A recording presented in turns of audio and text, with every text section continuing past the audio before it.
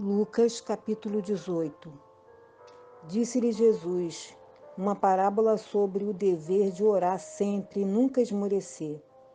Havia em certa cidade um juiz que não temia a Deus nem respeitava homem algum. Havia também nessa mesma cidade uma viúva que vinha ter com ele, dizendo: Julga minha causa contra meu adversário.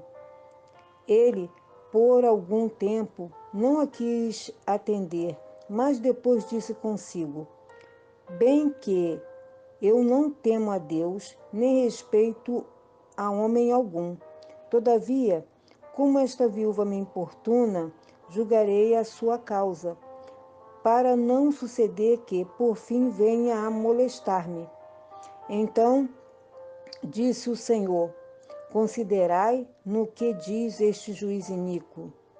Não fará Deus justiça aos seus escolhidos, que a ele clamam dia e noite, embora pareça demorado em defendê-los? Digo-vos que depressa lhes fará justiça, contudo, quando vier o Filho do Homem, achará porventura fé na terra? Propôs também esta parábola a alguns que confiavam em si mesmos, por se considerarem justos, e desprezavam os outros.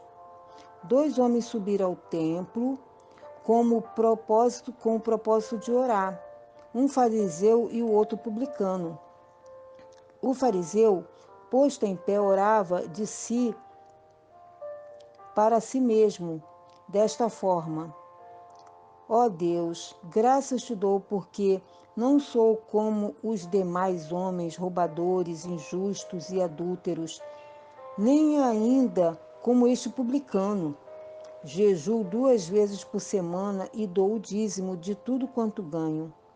O publicano, estando em pé, longe, não ousava nem ainda levantar os olhos ao céu, mas batia no peito dizendo: Ó Deus, sê propício a mim, pecador.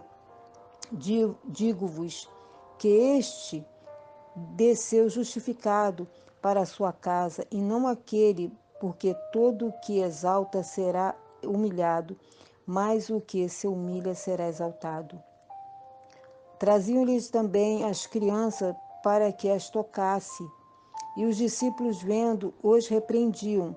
Jesus, porém, chamando-as para junto de si, ordenou: Deixai vir a mim os pequeninos, e não os embaraceis, porque dos tais é o reino de Deus. Em verdade vos digo, quem não receber o reino de Deus como uma criança, de maneira alguma entrará nele. Certo homem de posição perguntou-lhe: Bom mestre, que farei para herdar a vida eterna?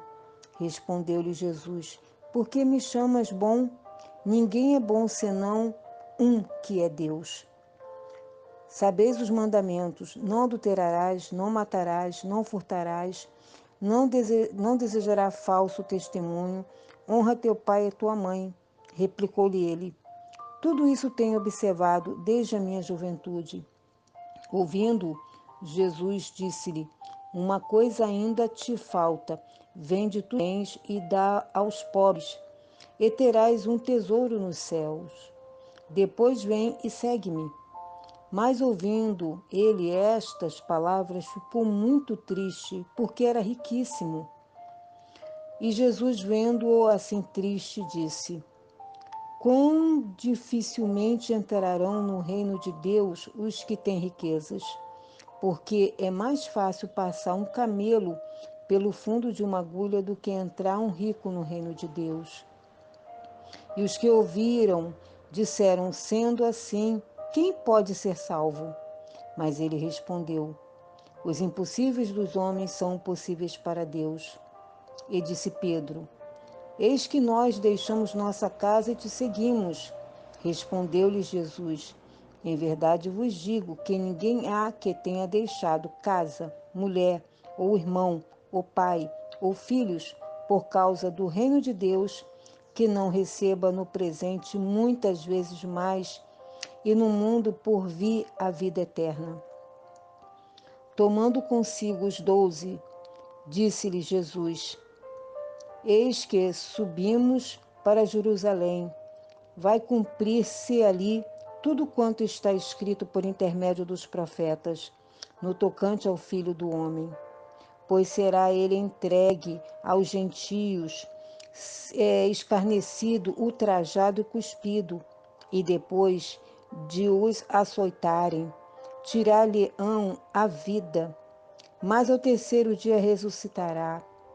Eles, porém, nada compreenderam acerca dessas coisas, e o sentido destas palavras era-lhes encoberto, de sorte que não percebiam o que lhe dizia.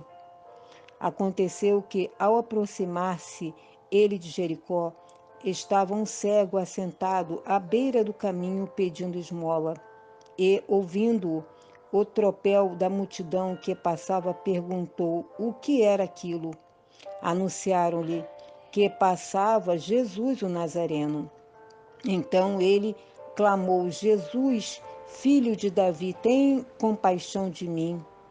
E os que iam à frente o repreendiam para que se calasse. Ele, porém, cada vez gritava mais: Filho de Davi, tem misericórdia de mim.